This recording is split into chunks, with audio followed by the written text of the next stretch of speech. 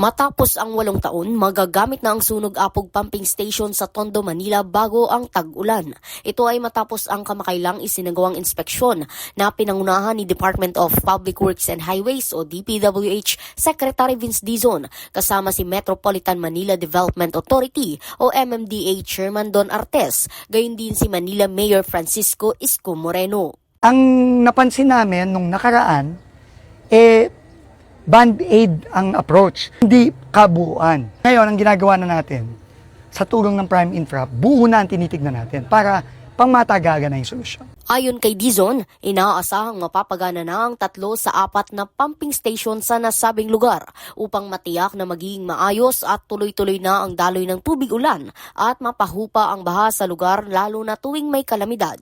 Ayon pa sa kalihim, ito ay alinsunod sa direktiba ni Pangulong Ferdinand Marcos Jr. upang agad nang mapakinabangan ng publiko at tuluyan ng maresolbahan ang matagal ng problema.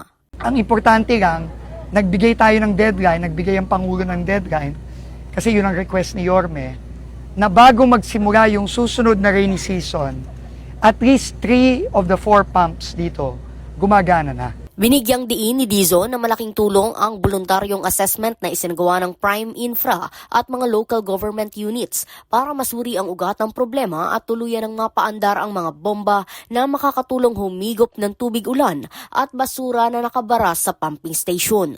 Alinsunod sa Prime Infra, inaasahang tuloy-tuloy na rin ang operasyon nito pagsapit ng January 16. Base sa direktiba ni Pangulong Marcos, talagang walang tigil yung supportang binigay sa atin ng City of Manila at saka ng MMDA. At importante din, magpapasalamat kaming lahat sa Prime Infra, no? At saka sa Prime BND ni Mr. Enrique Rason.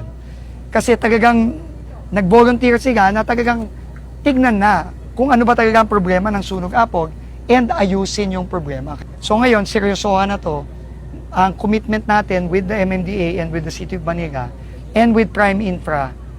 Before June of next year, umaandar na to. At least 3 pumps umaandar na.